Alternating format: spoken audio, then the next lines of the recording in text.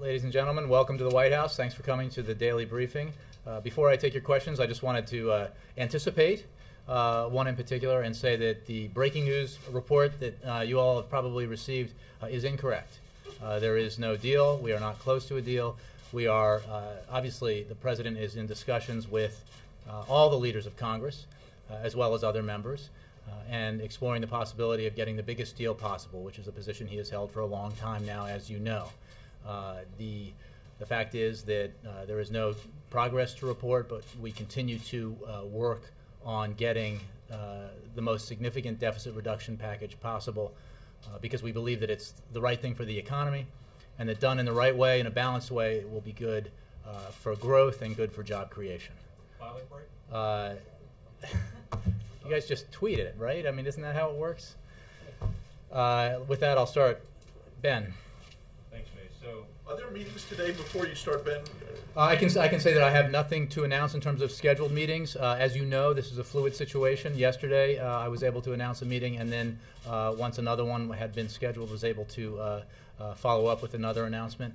So right now we have nothing scheduled, but it's certainly possible. What I can tell you is that discussions are ongoing over the phone, in person, with a variety of different participants, including obviously the President, the Vice President, and others, and that will continue. And when we have an announcement to make in terms of potential meetings, I will be sure to announce and make that announcement. Yes, Ben. So you said you're not close to a deal, and you also said there's no progress to report. Did yesterday's meetings yield any progress? Well, they were constructive and useful meetings. As you know, we're not reading out in any detail the contents of the negotiations, but they were constructive and useful, and we are going through the process of examining what's possible, what we can get, what can be done in a balanced way to achieve significant deficit reduction. What is not in doubt is that Congress will act to ensure that the debt ceiling is raised and that we do not risk default. That is not in doubt. What is the only issue under discussion and debate right now is what kind of deficit reduction package can accompany a measure that would ensure that we do not, for the first time in our long history, default on our obligations. Is it still a red line for the President that any grand deal include revenues? Yes, it is absolutely essential that any grand bargain, if you will, any significantly sized deficit reduction package be balanced, that it contain, that it address all the drivers of our long-term debt and our significant deficits, and that includes non-defense discretionary spending, which, as you know, is only 12% of our budget, but we can make significant reductions there. We can make cuts that represent very tough choices in many ways for Democrats. We should do that. We can find savings in defense spending, and we must, and we can do that, and we can find significant savings in defense spending and do it in a prudent way that ensures that we maintain our national security. We can find savings through the reform of our entitlements programs and reforms that strengthen those programs for the future and for future generations, make sure that those vital programs are strong and providing services to not just this generation of seniors, but to generations into the future. And finally, we can and must, if we want to achieve significant deficit reduction, find savings through the tax code. We have to close loopholes, unnecessary subsidies to industries. We have to address the fact that if we are asking for some belt-tightening and sacrifice from average Americans, from the middle class, we have to also insist that the most fortunate among us also contribute to this. And that's the only way to do it. And if we do it that way, in a balanced way, then the kinds of things we need to do will not be draconian and will not be overly burdensome on any sector of society. And as you figure out what's possible here, is it still the President's position that any expansion of the debt limit must take the country through 2012, or would he be willing to accept something less than that, maybe? No, let me be clear, and I think there was some unfortunate reporting on this yesterday, and or at least some unfortunate headlines.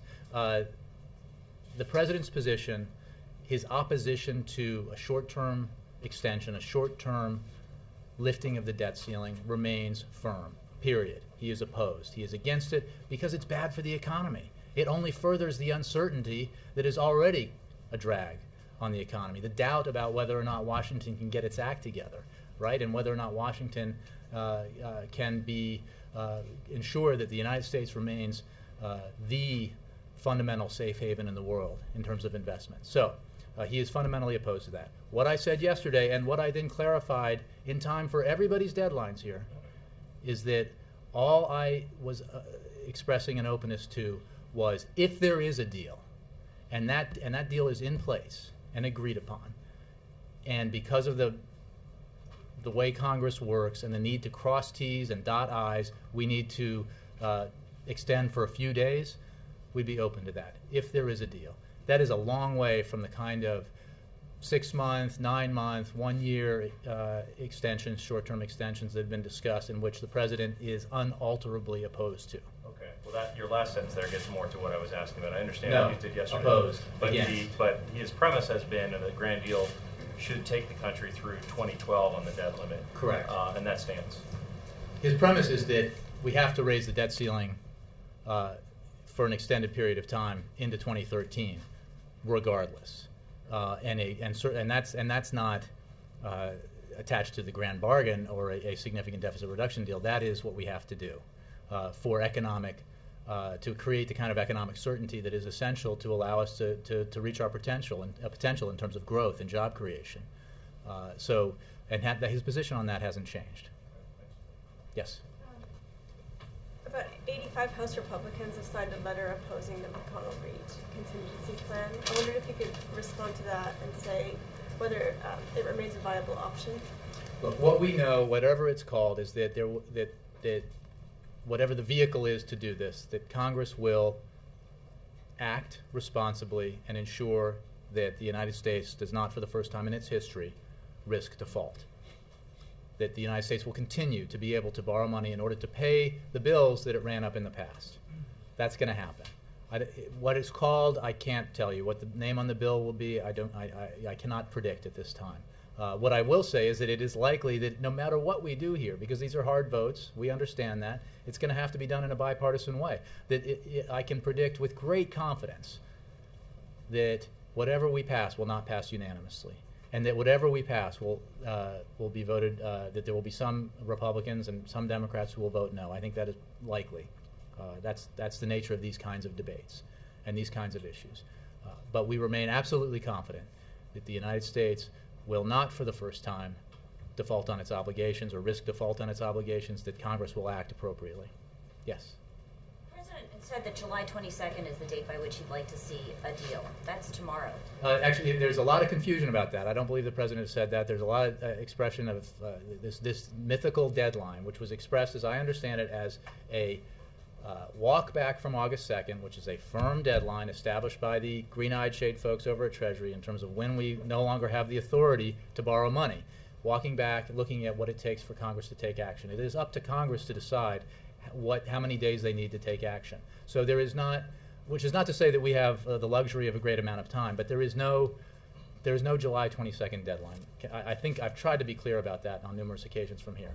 We are clearly under the gun here. The clock is ticking. That is why there is so much going on, negotiations, conversations, discussions,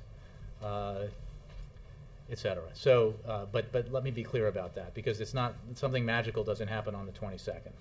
And I'm sure that members of the administration, the President, everybody will be working full time to make sure that we achieve the most significant deficit reduction possible. Is there a date by which he does think there needs to be Well, a deal? again, it's not what I just want to be clear. This is about how the sausage gets made in Congress, and that's really I would rely more.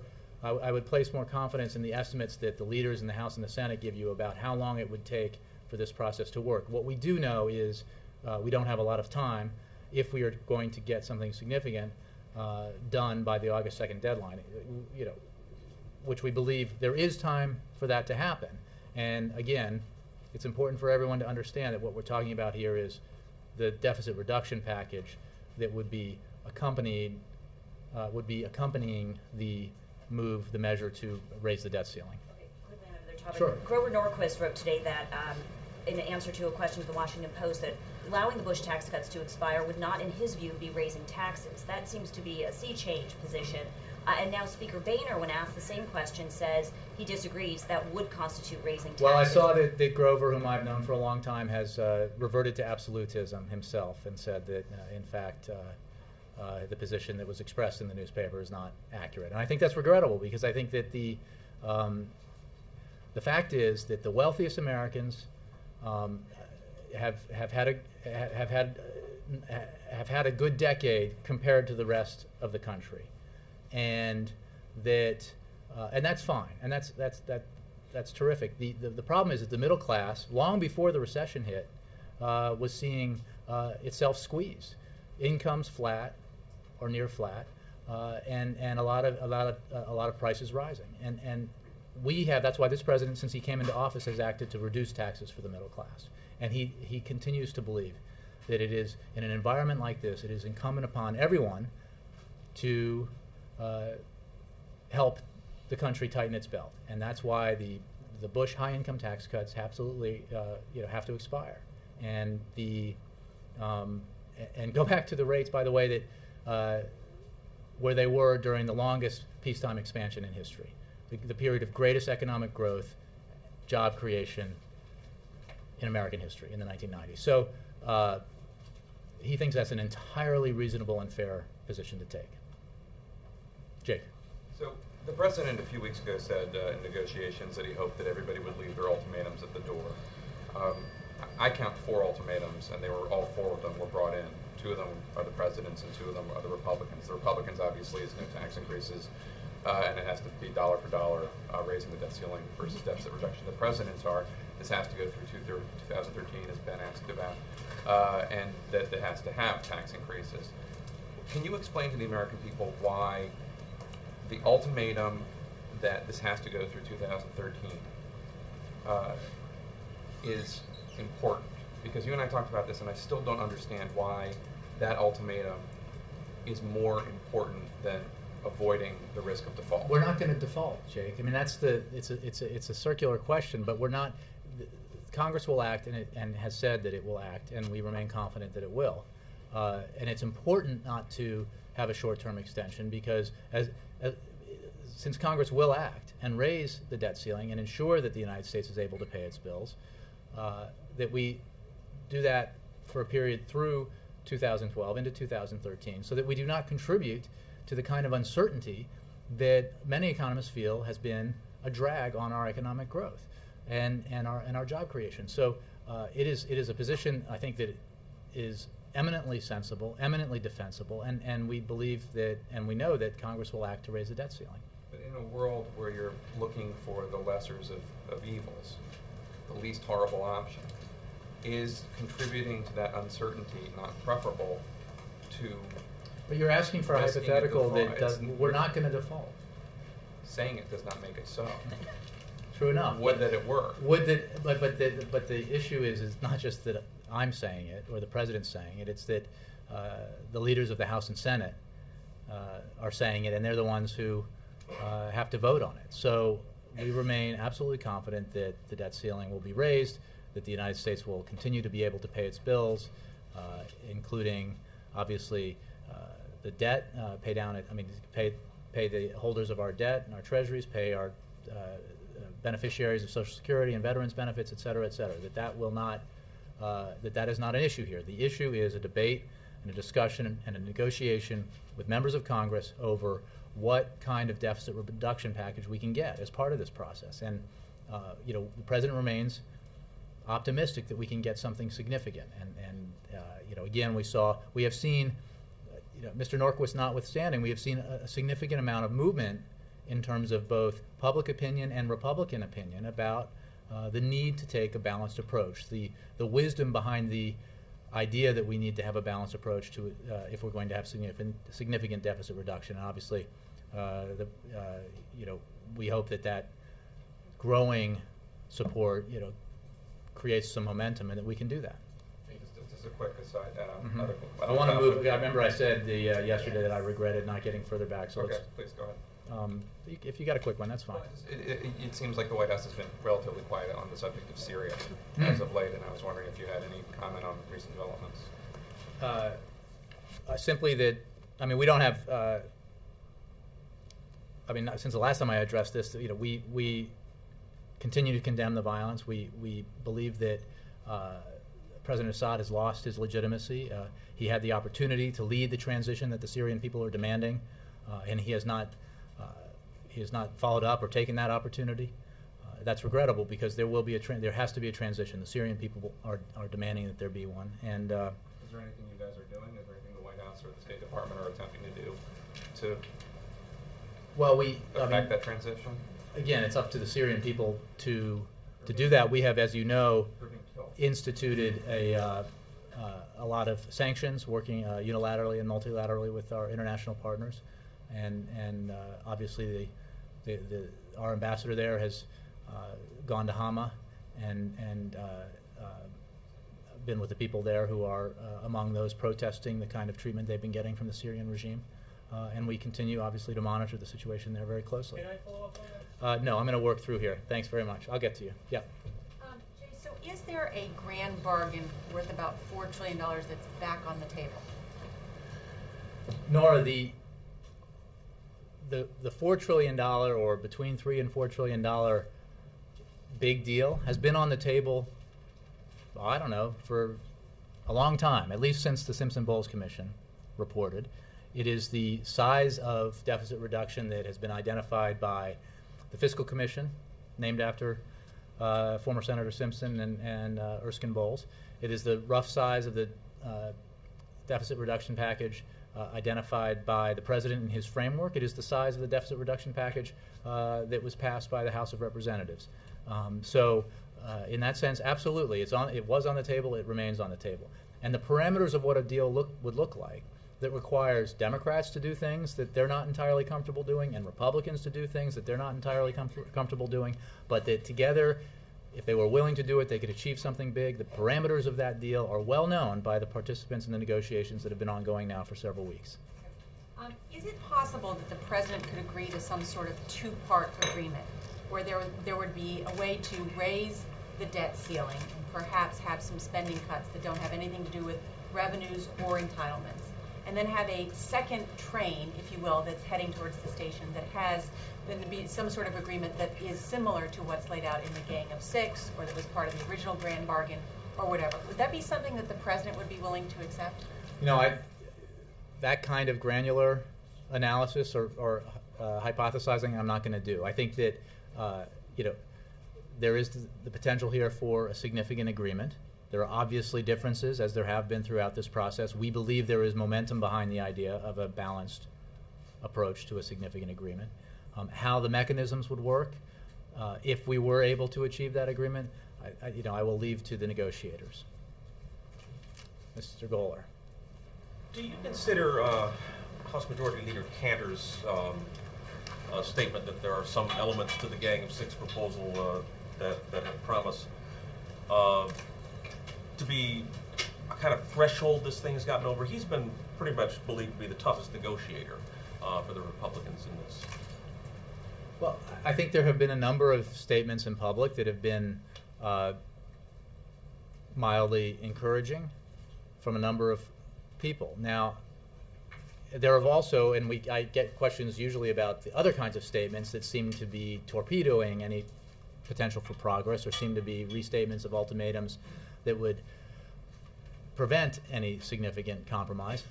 So I think it's important to take account of everything that's said in public, but also to, as veteran reporters like yourself clearly understand, listen with and evaluate the kind of comments you hear in public with some contextual understanding for how processes like these work. So that's just simply to say that there have been a lot of positive comments about the potential for a bigger deal, the potential for a balanced deal, the potential for embracing the approach that the President supports. We are not there, but we remain hopeful that we could get there. In the New York Times a couple days ago, there was a report on White House officials entertaining the idea they can run for re-election without being able to point to a strengthening economy. I want to question the accuracy of that and whether or not you believe you might have to run the president might have to run for re-election without the benefit of a strengthening economy. Well, two things remain uncontestably true. The economy is vastly improved from what it was when Barack Obama was sworn into office as president. We were in economic freefall. There were predictions that we were headed to the second Great Depression. We were losing up to over 700,000 jobs a month. We were contracting at greater than 6%, our economy was. So the economy has improved. It has but it looks not like it's improved slowing. enough. Well, there's no question that we face headwinds, and the president has been very direct about that, and we need to do everything we can across the front to ensure that we're doing what we can to spur growth, spur job creation. Part of that is doing the work he's doing this week and last week and probably next week to try to achieve a significant deficit reduction deal with Congress that does not restrain growth, does not undermine the recovery that we have, but strengthens it. So, and allows us to continue to invest in the key areas that will allow us to grow and create jobs. But what remains obvious is to him and to everyone is that this economy is nowhere near where it needs to be. That's why he is focused every day. He wakes up every day and goes to sleep every night thinking about the fact that he will not rest. He will not cease in his efforts to grow the economy and create jobs until he knows that every American who's looking for a job can find one. And that will undoubtedly remain true throughout his first term. Yes?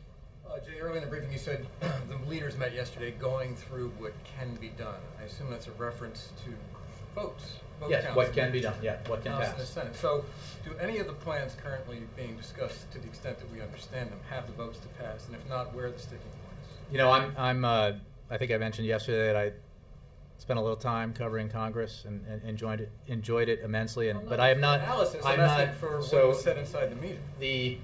Well, as you know, I'm not reading out what's being said inside the meeting, and I would simply suggest that the best judges of what can pass the House and the Senate are the leaders of the House and the Senate and the whips, the vote counters.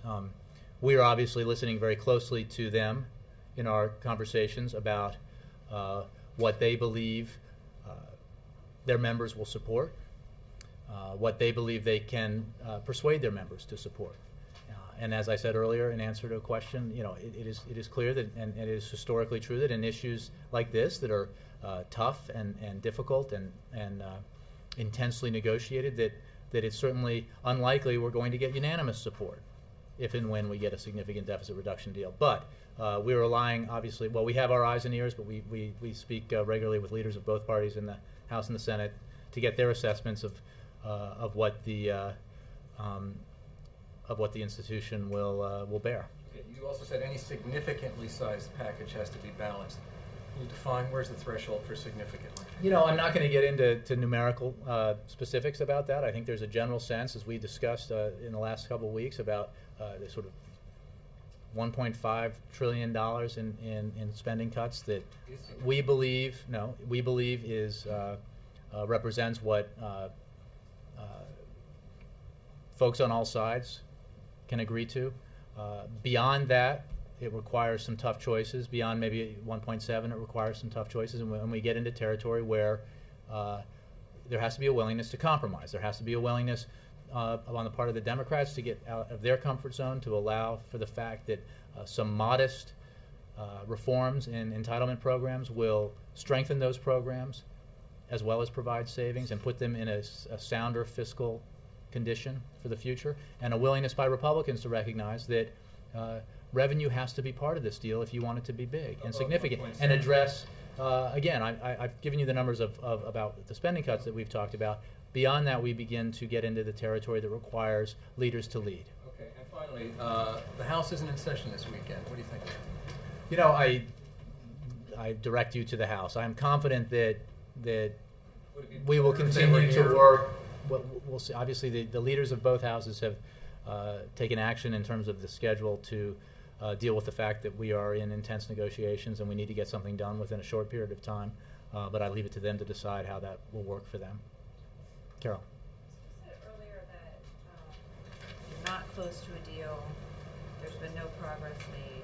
I said no progress to report. Right? So why should anybody believe that in the next 11 days you guys are going to make progress and actually reach a deal when you've been working That's like on this saying, for months? why should anybody believe Christmas is going to come, if it, until Christmas Day? I mean, it's the or Santa. Because obviously there won't be a deal until there is a deal. So the fact that I can stand up to you and say that reports that we're close to a deal are incorrect doesn't mean that there won't be one. And again, my confidence, we remain optimistic, we remain confident that a deal can be reached, that a significant deficit reduction can be reached, and that there's time to do that. We are also cold-eyed realists about the challenges that reaching such a deal are presented. So, present themselves. What we do know is that within the next 11 days, the Congress will do as the leaders have said it will do, which is to take action to ensure that we do not, for the first time in our history, find ourselves unable to pay our bills. I guess I'm curious how you're not close when we're so close to the deadline. That's semantics, and I can just tell you that the suggestions that we're close to a deal are incorrect. Has paper been exchanged? All kinds of paper has been exchanged over the last weeks and months. The deal exchanged yesterday? Let me just go back. I'm not going to get into the specifics of these negotiations. What I can tell you is that there is not a participant in these conversations of either party, either house, who doesn't understand what the general framework of a larger deal would look like and what the elements of that larger deal would look like. And most of you have reported on that and have a general understanding of what that would look like. But I'm not going to get into the back and forth of the meetings. Mr. Knoller. Jay, did the deficit stalemate play a role in the president not taking part in ceremonies marking the end of the space shuttle era today? No, we did not. Was it not considered him going down there? I don't torture myself with every scheduling meeting, so I'm not entirely sure, but I don't believe so. Have events been canceled or trips been canceled because of the deficit talks this week and last? Not that I'm aware of. I could take that question. I mean, he's obviously spent a lot of time here in Washington focused on these negotiations. And the not taking part in the shuttle mission era. Well, as you know, the president went to Florida very much hoping to witness these penultimate shuttle launch, and regrettably, I was on that trip and regret it myself that that launch was scrubbed and postponed. And he, has tremendous regard for the program and for all the folks at NASA who participated in making it such a tremendous success. And he looks forward to NASA's future and moving forward with space exploration in the future. We can. I mean, if you want, we can talk more about that. But the fact that it wasn't on his schedule this week is not indicative of that. As I think we released a photograph of him watching the launch of the final shuttle mission. Okay, thanks. Juliana. So I know you said that the report is wrong and that it says that they're close to a deal, but the report also says that a deal could include new revenue through a tax code rewrite, lowering individual and corporate tax rates, and closing loopholes and ending tax rates. Is that wrong? I will not address the current negotiations and the content of them. What I will say is that the parameters of what a significantly sized deal are clear, and they include spending cuts, reductions in defense spending, savings through entitlement reform, savings through the tax code. The kinds of savings through the tax code that we have talked about have also are also pretty clear. We've talked about them in terms of closing loopholes and subsidies, and we've talked about tax reform. So again, that is a general statement about the parameters of what a balanced approach to deficit reduction would look like. And if we achieve an agreement on a balanced approach, it will look like that. But the details are obviously, would have to be worked out. So there would still be time at this late in the game to have some sort of deal that includes new revenue in the way that... Absolutely. And remember that when we talk, a deal would have to be implemented, and there would be stages of implementation and things like that. So it's not like everything has to happen instantly on August 2nd or 3rd. But there is in any case, in any kind of broad sweeping legislation, that would be true, and that would be true in this case. Did administration officials notify top lawmakers last night that a grand bargain type of deal could be soon or imminent? Again, the report is incorrect. But the details that it's describing of what a deal There are could look like conversations are not ongoing with members of Congress, involving members of the White House and the broader administration, about what the various options of a big deal would look like, a smaller deal would look like, and a really small deal would look like. So were there discussions? Have there been discussions ongoing about what a deal would look like? Yes. Were there discussions? Have anybody here been telling folks that we're close to a deal? No. Does the White House have its own proposal that it is floating? The president's framework is well known. So yes. Yeah, Mara. You said there's been a significant amount of movement in public opinion and Republican opinion on a balanced approach. Did you mean Republican opinion in Congress?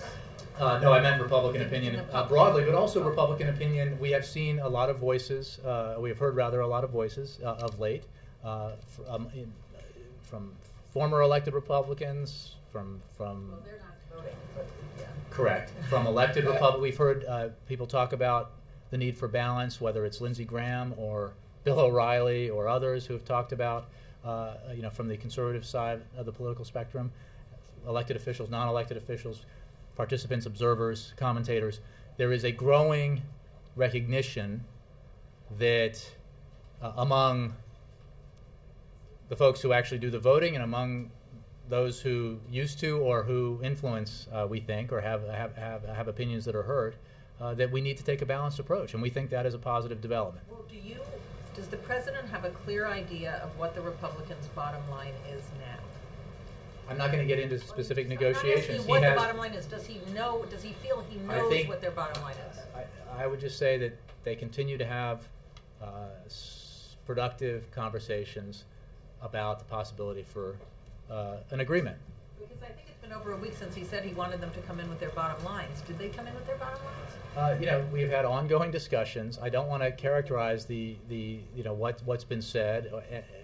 I think we certainly have a clear understanding from all parties about what they would like a deal to look like, what they are open to discussing, and what they believe is absolutely essential to any deal. And that's true for all the parties. That's true for us as well. Because when you talk to people on the Hill, a lot of them say they don't, even Republicans, we don't know what the House Republicans' bottom line is. There's some question about that. You're talking about a body in the House that's 435 members strong, and obviously all of them speak for themselves individually, even as well as Democrats or Republicans. And there is no question, as I've said several times now, that there will not be unanimity. I would be shocked. I would buy everyone here lunch if there is unanimity in a vote here, and that's not. And I would be shocked if this weren't a tough vote. But we would hope that there would be broad consensus around a bipartisan, significant deficit reduction deal that was balanced. But these are big issues, and it requires a certain amount of persuasion and skill and negotiating to get it done. But would it be wrong to interpret your answer I as no? want to keep moving. But I have one other quick question about the Gang of Six. Other than Durbin coming up for the meeting, has he talked to any members of the Gang of Six? The president has spoken to other members of the Gang of Six. I think I mentioned, or at least I meant to mention or meant to say yesterday. If I didn't, I could be repeating myself. That, as you know, that two of the members of the United States Senate with whom the president counts as friends happen to be members of the Gang of Six. So you can be assured that he has conversations with them, and he has certainly had conversations with others. He embraced the broad outlines of what they've said. I'm assuming he's looked at the details of it. Is his interpretation of their proposal that it includes a net tax increase or a net tax decrease? I don't have an interpretation to give you. Let me move to David. Yesterday you were talking about when the president takes this case publicly to people, makes his arguments, that sometimes it can be difficult to explain complicated, arcane terminology. Tomorrow he has a town hall scheduled with students at the University of Maryland. How will he intend to really explain to them in terms they can understand, young people concerned about their futures and jobs, what this means for them? Well, I think that it's important. It's a great opportunity for him to talk to young people. I think there'll be others, but as well young people, students there, about to explain that this really is a debate about the economy and about jobs and about how we need to stabilize the foundation of our economy so that we can grow and create jobs and lessen the economic anxiety that's out there, and I'm sure that is felt by students. So it's also important. It's a great opportunity to speak to students because there is and there has been for a long time now a lot of doubt among younger Americans about whether or not those kinds of programs that protect folks in their old age, the Social Security and Medicare programs, will be there for them. And I think the President will make the case that he is absolutely committed to ensuring that those programs will be there and they will be strong and they will be providing benefits to their generation as well as current senior citizens, retirees. So no, it's a good opportunity because we find ourselves here talking about raising the debt ceiling and what things look like in the out years and the alternative minimum tax and that kind of stuff. And I think a lot of it is muddying up the picture and confusing to a lot of folks who don't have the time to focus on it. So it's a good opportunity to talk about what it means at its root, which is it's a debate about getting our economy in the best possible position for the future. Helene? Mark? No? Going back, Ann. More on this. Late yesterday, 1 hour and 21 minutes, the President of the United States and the Speaker looked each other in the eye. Are they The whole 1 hour and 21 minutes? Well, according to your... Neither blinked? No, no one blinked. Are they not closer to a deal after an hour and 21 minutes than they were before? Again, I'm not going to characterize the discussions. They are certainly, there is more clarity with every discussion they have. The President is meeting not just with Speaker Boehner. There was Majority Leader Cantor was there. He had meetings with House and Senate Democratic leaders yesterday. He's had conversations with all of them and many others, and will continue to do that. There's not just one dance partner here. It's important to remember that this is something that has to get through both houses of Congress, and you have a two-party system here, and there are obviously a lot of disagreements and strongly held views. So it's not a matter of just can these two men agree. It's a matter of making sure that we can achieve something significant for the American people, and the only way to do that is to get majorities in the House and the Senate for a deficit reduction bill that the President can sign. Christy. Jay, so apparently the markets have reacted to the New York Times alert, and then again since you've been speaking. And I just wonder if it's your impression that this is beginning to come to bear on the talks at all. I mean, is there any sign yesterday, for example, when the two different groups were here, that people are starting to feel pressure? Look, I think everyone in the room is keenly aware of the fact that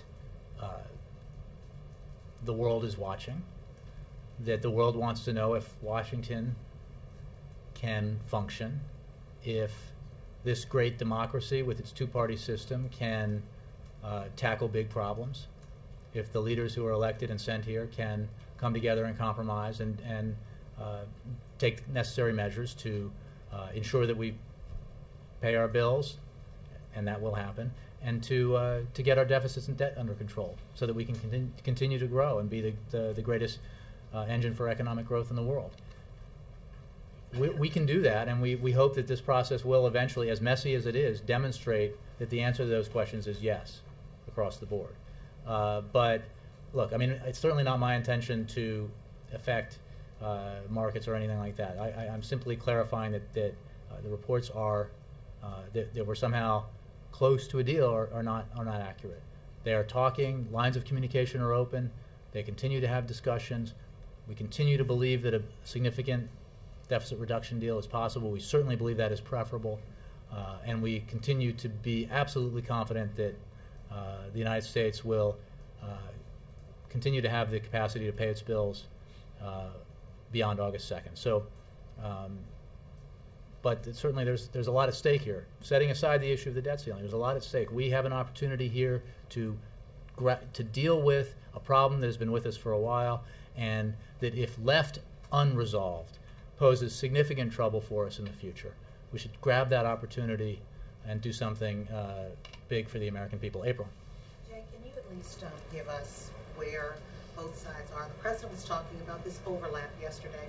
Could you at least detail what the overlap is, where they are in agreement, commonality on lines? April, there will be time when this is over, and hopefully we can all be celebrating a significant accomplishment to go through, where people were on which day and where the disagreements were and where the agreements were. It's not in the interest of achieving a result for me to do that. Beyond what I've been able to say and what the president has talked about and others, I'm not going to go, because I want to allow everyone who's participating in these negotiations as much freedom of movement as possible so that they can get something done. So is there a fear that it's so tenuous that if you say something that one side may pull back saying something that they're not in agreement or something? Is that your fear? I think that these are difficult negotiations that will involve having to get something passed through the House and the Senate, and that we need to maximize the potential for success, and that's what I'm trying to do. And also, Mark Morial and Ben Jones are meeting with the president today about African American unemployment, which stands at 16.2%. This White House administration came out with a report not long ago, the black workforce in the recovery. What can the president tell these two leaders as more cuts are expected and the black community is expected to have a hit, especially as they once again are employed in a large number by the federal government and also benefit from federal government programs? Mm-hmm. What is the president prepared to say? Look, I think that one of the reasons why the president is so committed to the idea that we have to address our deficits and debt in a balanced way is so that we do not unfairly burden any segment of society as we tighten our belts and get our fiscal house in order. He has also, as he did from this podium, made clear that there is an important case to be made to progressives that we have to get our debt and deficit under control in order to allow us to continue to invest in the areas that are essential to create jobs, to grow the economy, and to allow us to maintain the kind of benefits that protect the vulnerable among us. So, this is all of a piece here. And as you know, this meeting, the president meets regularly with leaders to discuss a range of topics, including economic stability and job creation. And he will thank both leaders whom you mentioned for their contributions in underserved communities across the country and congratulate them on their upcoming conventions. As you know, that both organizations have conventions. Did the president reach out to them, or they reached out to the president for this meeting? I would have to get back to you on that. I'm not sure. Toshi? Thank you, Jay. Back in April when the government shutdown was looming, the administration issued a guidance what would happen in the event of government shutdown. Do you have any plan to do the same kind of thing here? I would refer you to the Treasury Department or Office of Management and Budget. Again, I think we are absolutely confident that Congress will act in order to ensure that the debt ceiling is raised. But for anything more, I would send you to Treasury or OMB. Yes, sir. Really quickly, back on the space shuttle program. Of course, the program essentially ends today, and with it, thousands of people, NASA employees, contractors, will be out of work. What's the president's message, Jay, to those folks down in Florida, Texas, and Alabama who are going to be out of work now with the space shuttle program ending, and are very confused as to why the shuttle program is ending without any replacement for the shuttle there to replace it? Well, as you know, the president has laid out an ambitious vision for human spaceflight that will take American astronauts beyond where we've ever been before, with the ultimate goal being a human mission to Mars. The president's vision, negotiated with bipartisan support from Congress, allows NASA to focus its resources on exploration and innovation while leveraging private sector resources to continue taking Americans to the International Space Station in low Earth orbit, whose mission has been extended until at least 2020. This new strategy, addressing your point, means more jobs for the country, more American astronauts in space over the next decade, and more investments in innovation relative to the prior administration's plan. So we believe that with the resources we have, it's important to focus NASA's mission on the kind of advances that I just discussed. And the strategy that we've worked with Congress in a bipartisan way to put together is the right way to go, and it will ultimately lead to more jobs as well as more astronauts in space, and potentially in the future, something really dramatic like fulfillment of the goal of a human mission to Mars. All the way in the back, yes, ma'am. So if you're saying that a readout of meetings and a TikTok could imperil negotiations, then if you were close to a deal, you wouldn't tell us anyway.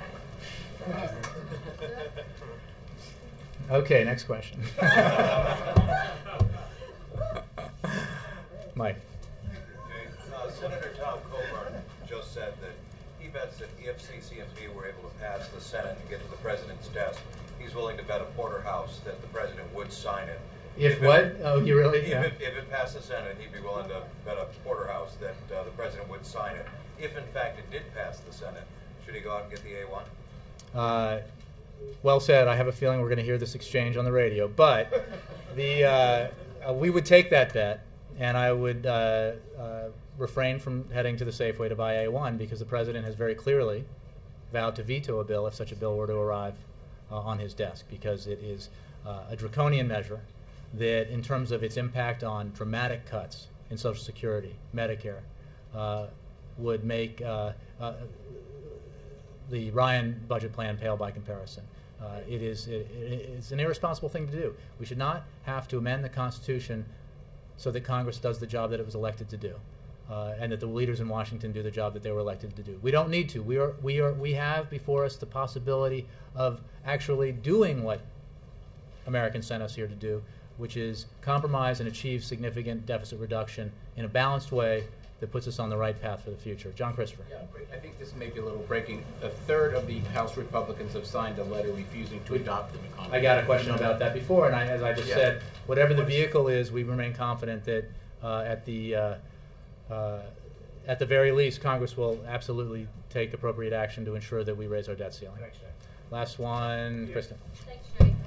Top White House officials have been spotted on the Hill today. Jack Lew was seen going into a Senate Democratic lunch, and Rob Neighbors was seen waiting outside of Speaker Boehner's office. Some people are going to hear that and think it is suggestive that there has been movement towards a deal. What's your reaction? Well, I think I've made very clear, without detailing every meeting and conversation, that senior members of the White House and administration have been in regular contact, up to and including the president, with leaders in Congress as we try to negotiate a solution here, an agreement here. So that those sightings would be completely in keeping with what we said about that. So yes, I did promise you a question. Yeah, Thank you. This is the last one. Follow up on Syria. What else you are expecting from Syrian people to do while the Syrian forces, big tanks going into towns like Homs and shelling? We absolutely categorically condemn the violence. We call on the Syrian regime to cease the violence. We are working with our partners internationally to put pressure on the Syrian regime to get it to cease, and we believe that it is clear now that the President Assad has given up the opportunity to lead the transition that the Syrian people will demand, and he has lost legitimacy by doing so. That's all I have to say. Thanks very much. Thank you.